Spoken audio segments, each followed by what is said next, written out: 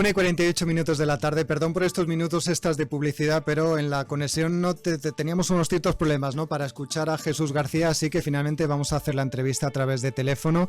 Jesús García, enfermero y secretario de Acción Sindical de SATSE Madrid. Bienvenido, ¿qué tal?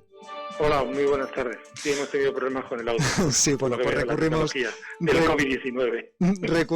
Recurrimos a los medios clásicos, ¿no?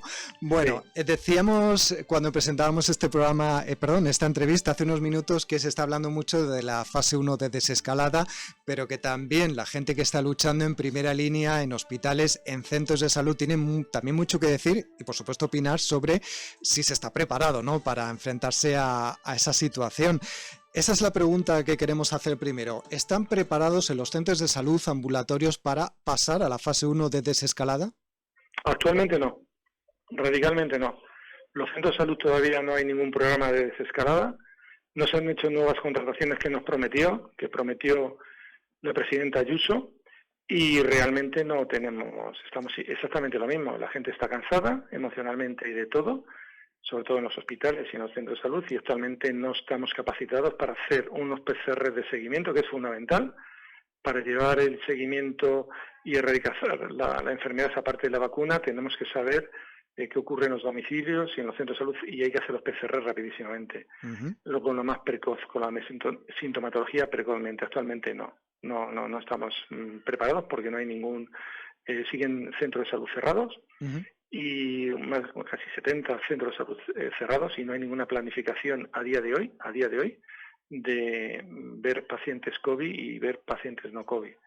Esa es la realidad. Es decir, en la actual fase, y por supuesto la fase 1, digamos que ¿cuál sería la labor de los centros de salud en ese seguimiento de la pandemia? Bueno, pues la labor es básica, es la más importante actualmente. Una vez que ya los hospitales, menos mal, ya van descongestionando, que todavía no están descongestionados, hay que hacer el seguimiento del paciente COVID que viene del hospital, y principalmente, como todas las recomendaciones internacionales, el seguimiento de los casos. Es decir, cuando se produce un nuevo caso hay que seguir a la familia y hay que seguir a los contactos fuera de la familia. Para eso el centro de salud es básico, porque es el que va a detectar en un primero, porque estamos hablando de sintomatologías muy básicas, como unos dolores musculares, una tos. Es decir, en ese momento hay que hacer ya el PCR. Esas son las recomendaciones, y si es positivo hay que aislar, que está protocolizado, y llevar el seguimiento de los casos, porque si no es lo que hemos pasado. Somos vectores. Nosotros hemos cogido muchísimos profesionales el COVID, y a nosotros nadie nos ha preguntado ni nos han hecho seguimiento de nuestros casos, nuestras familias. Entonces, ese es el gran problema que existe. Es la única manera de poder erradicar esto es a través de la atención primaria. Es el eslabón ahora fundamental. La atención primaria no está preparada, pero están cansados y hay muy poco personal, y centros de salud que no reúnen condiciones, evidentemente.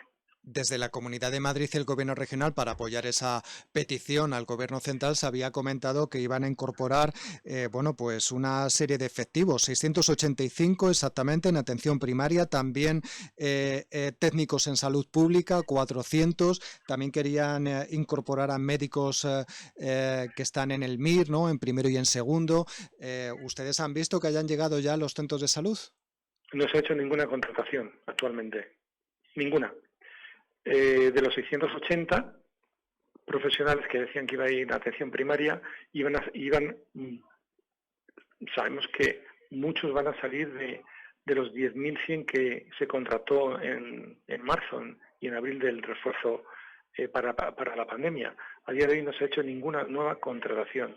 Los técnicos de salud o rastreadores nosotros consideramos que son totalmente escasos. Creo que hay que incorporar enfermeras, que son las que están cualificadas para hacer el seguimiento de los contactos, y a día de hoy los ratios, 400 rastreadores, estamos en un ratio de un 6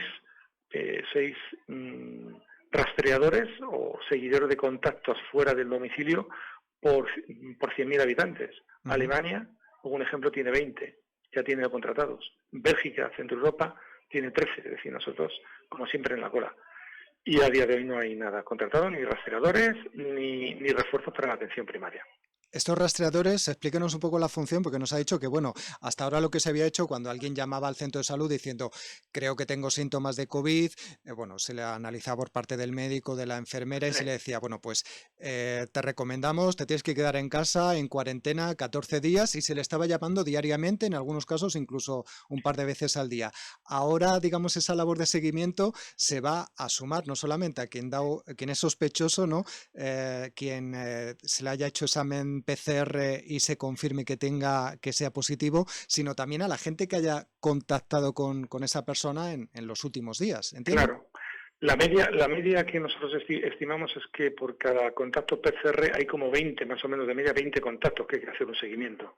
Entonces, ahora esto ha cambiado radicalmente. No es que ha cambiado, sino que por la situación ha cambiado.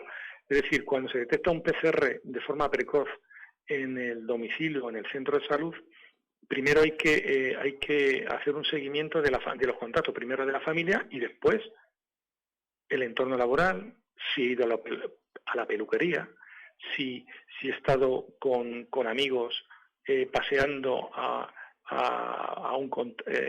manteniendo o no manteniendo la distancia, hay que hacer ese seguimiento. Ese seguimiento solo lo puede hacer la enfermera y en la atención primaria, cosa que a día de hoy no hay contrataciones y se está quedando pues como siempre se ha quedado, es decir, aislado en el domicilio si es PCR y no hay una sintomatología aguda que tenga que ir al hospital y nada más, no se ha hecho ningún seguimiento más. Estamos igual que estábamos hace 2 meses.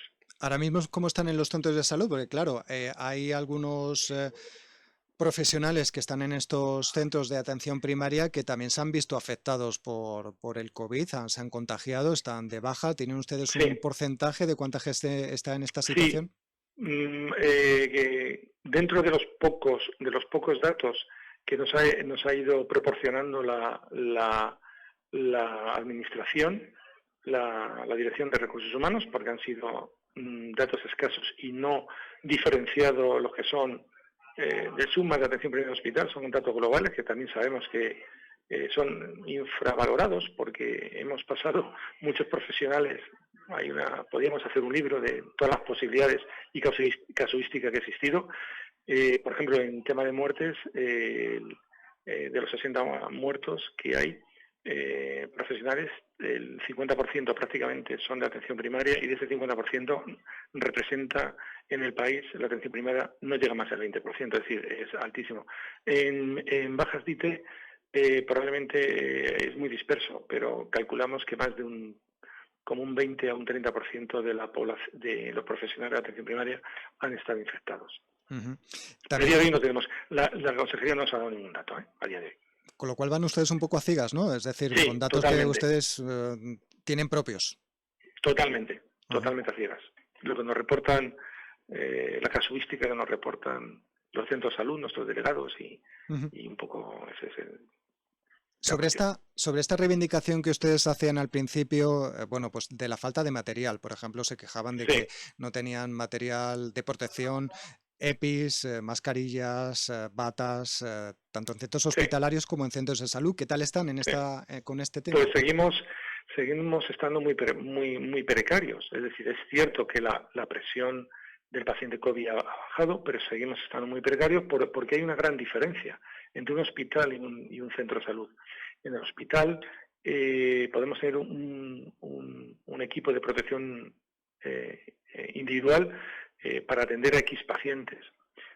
Tengan en cuenta que cuando vamos a un domicilio, si vamos a un domicilio, a cada domicilio COVID, para hacer un seguimiento o una problemática o un seguimiento o un cuidado, hay que cambiarse COVID. Es decir, que si vamos a 4 domicilios necesitamos 4 equipos de protección individual, cosa que no se ha dado ni se da por asomo.